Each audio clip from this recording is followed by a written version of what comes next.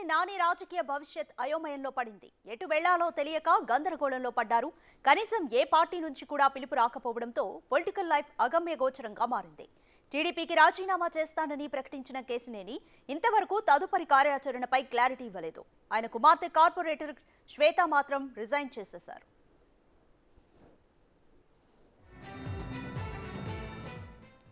కేసినేని రాజీనామా నిర్ణయం తర్వాత ఏ రాజకీయ పార్టీలు కూడా సంప్రదింపులు జరపలేదు. బీజేపీలోకి వెళ్లేందుకు ప్రయత్నించినా వాళ్లు పట్టించుకోవడం లేదు. బీజేపీలో చేరేందుకు ఢిల్లీ స్థాయిలో ఎంపీ లాబింగ్ చేస్తున్నారు. వైసీపీ నేతలు కూడా ఇప్పటివరకు స్పందించలేదు.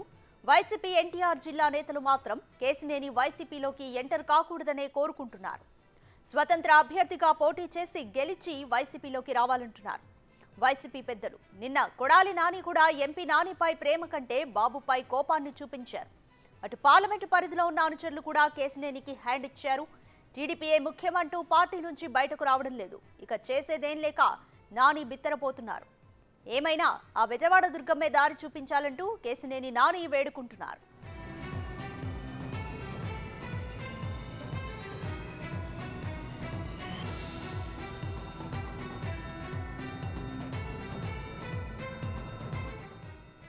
కష్టకాలంలో టీడీపీకి అండగా ఉన్న కేసినేని నానిని చంద్రబాబు మోసం చేశాడని కొడాలి నాని ఆరోపించారు. విజయవాడ టికెట్ను కేసినేని చిన్నికి 100 కోట్లకు అమ్ముకున్నారంటూ కొడాలి నాని సంచలన వ్యాఖ్యలు చేశారు.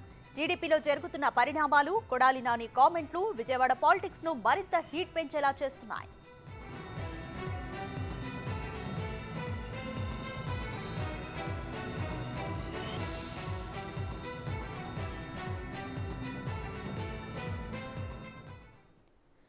రైట్, కంప్లీట్ డీటెయిల్స్ మా ప్రతినిధి శివ అందిస్తారు.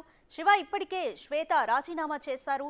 అలాగే కేసినేని నాని రాజకీయ భవిష్యత్తు ఏ విధంగా ఉండబోతుంది అనుకోవచ్చు? వేరే పార్టీల నుంచి పిలుపులు వచ్చాయా? కంప్లీట్ డీటెయిల్స్ ఏంటి? మొత్తం మీద చూసుకుంటే ఎంపీ కేసినేని నాని రాజకీయ జీవితం అయోమయంలో పడింది. ఆయన ప్రస్తుత పరిస్థితి కుడితిలో పట్టిన ఎలక్షన్ గా మారిపోయిన దాంట్లో ఏమాత్రం కూడా సందేహం లేదు. రాజకీయ పార్టీలకు సంబంధించి కూడా హత్యలు ఉండవు, ఆత్మహత్యలు అనే దానికి తాజాగా కేసినేని నాని ఉదాహరణ అని చెప్పి అన్ని రాజకీయ పార్టీలు చెప్తున్న పరిస్థితి కనిపిస్తోంది. తాజాగా ఆయన తెలుగుదేశం పార్టీకి సంబంధించి రాజీనామా చేస్తానని ప్రకటించిన తర్వాత ఇప్పటి వరకు ప్రతిపక్షానికి సంబంధించిన ఎంపీగా ఉన్న నానిని అధికార పక్షానికి సంబంధించిన బీజేపీ కానీ, ఆంధ్రప్రదేశ్ లో అధికార పక్షంలో ఉన్న వైసీపీ కానీ కనీసం ఆయనతో సంప్రదింపులు కూడా జరిపిన దాఖలాలు లేవు. అలాగే పార్లమెంటు పరిధిలో 7 నియోజకవర్గాలు ఉన్నాయి. Vijayawada east, west, central, Nandigama, Jaggepeta, Tiruvuru, Mylavaram.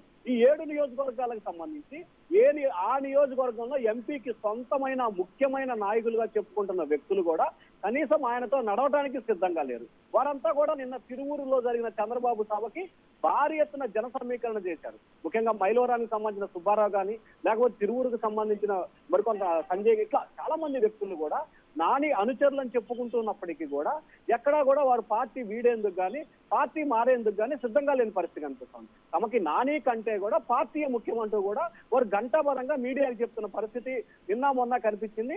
Chandrababu సభని విజయవంతం చేయడంలో నాని అనుచరులు కూడా కీలకమైన పాత్ర పోషించారు. సో అంతిమంగా చూసుకుంటే ఏదైతే నిన్న తెలుగుదేశం పార్టీ సోషల్ మీడియా వేదిక ఒక పోస్టును విడుదల చేసిందో, విజయవాడ పార్లమెంటు పరిధిలో 2019లో ఎమ్మెల్యే అభ్యర్థులకు ఎవరెవరికి ఎన్ని ఓట్లు వచ్చినాయి, ఎంపీ అభ్యర్థికి ఎన్ని ఓట్లు వచ్చినాయి, ఎన్ని ఓట్లు పోలైనాయి, నానికి వచ్చిన ఓట్లెన్ని, దీంట్లో నోటాకు వచ్చిన ఓట్లెన్ని, జనసేనకు వచ్చిన ఓట్లెన్ని. సో వీటన్నిటిని అంచనా వేసి గణాంకాలతో సహా సోషల్ మీడియా వేదికగా టీడీపీ ఒక పోస్టును పెట్టింది.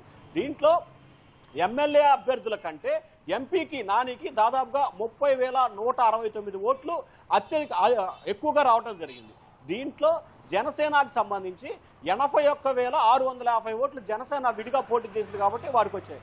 సో ఈ నేపథ్యంలో నాని కంటే కూడా జనసేన అనే ముద్దనే భావానికి టీడీపీ వచ్చింది. సో ఇటు వైసీపీకి సంబంధించి కూడా నానిని తీసుకుంటే విజయవాడలో పార్టీ చాలా క్రమశిక్షణగా పద్ధతిగా ఉంది.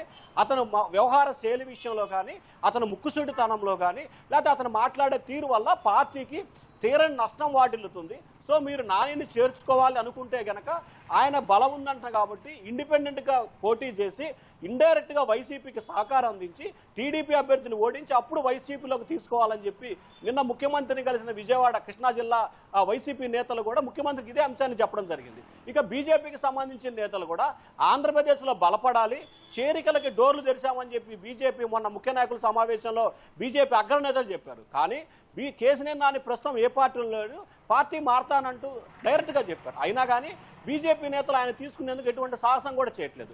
వాస్తవానికి చెప్పాలంటే విజయవాడ పార్లమెంటు పరిధిలో తెలుగుదేశం పార్టీకి ప్రస్తుతం ఉన్న తరుణంలో అభ్యర్థులు ఉన్నారు, కానీ వైసీపీకి కానీ బీజేపీకి కానీ విజయవాడ పార్లమెంటుకి అభ్యర్థి లేని పరిస్థితి కనిపించింది. సో కేసీఆర్ నాని గతంలో ప్రజారాజ్యం నుంచి టీడీపీలోకి వచ్చాడు, 2 సార్లు టీడీపీ తరఫున ఎంపీగా గెలిచారు. సో అతను కొద్దో గొప్ప విజయవాడ పార్లమెంట్లో బలం ఉంది. అతన్ని తీసుకుంటే రాజకీయంగా కూడా విజయ అవకాశాలు ఎక్కువగా ఉండే అవకాశాలు ఉన్నాయి. కానీ ఇటు బీజేపీ కానీ అటు వైసీపీ కానీ నాని విషయంలో పూర్తి స్థాయిలో జాప్యం చేస్తుంది. పైగా నానికి సంబంధించి కేంద్ర సంస్థల నేతృత్వంలో కొన్ని కేసులు కూడా ఉన్నట్లు ఇటీవల సోషల్ మీడియా వేదిక కూడా ఒక ప్రచారం జరుగుతుంది. సో ఆ కేసులు మాఫీ చేసుకోవాలంటే బీజేపీ కొంత బెటర్ అనే ఆలోచనలో నాని ఉన్నట్లు కూడా తెలుస్తూ ఉంది. సో ఒకవైపు డైరెక్ట్గా కాకుండా ఇండైరెక్ట్గా వైసీపీకి సహాయ సహకారాలు అందించి బీజేపీలో ఉండాలనేది ఆయన ఆలోచనగా కూడా కనిపిస్తూ ఉంది. అయితే ఇటు బీజేపీ కానీ ఇటు వైసీపీ కానీ ఆయన కనీసం రమ్మని ఆహ్వానం కూడా పలికిన పరిస్థితి కనిపించలేదు.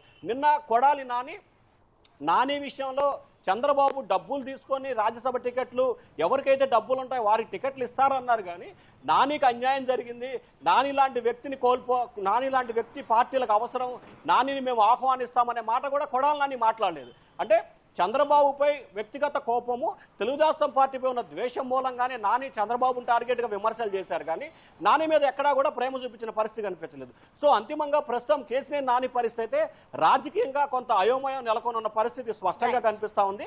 కేసీఆర్ నాని వ్యవహార శైలి మూలంగా అన్ని పార్టీ నేతలు ఆయన పట్ల కొంత ఒక రకమైన భయాన్ని చెందుతున్న పరిస్థితి కనిపిస్తూ ఉంది. Radhika. Right, thank you Shiva.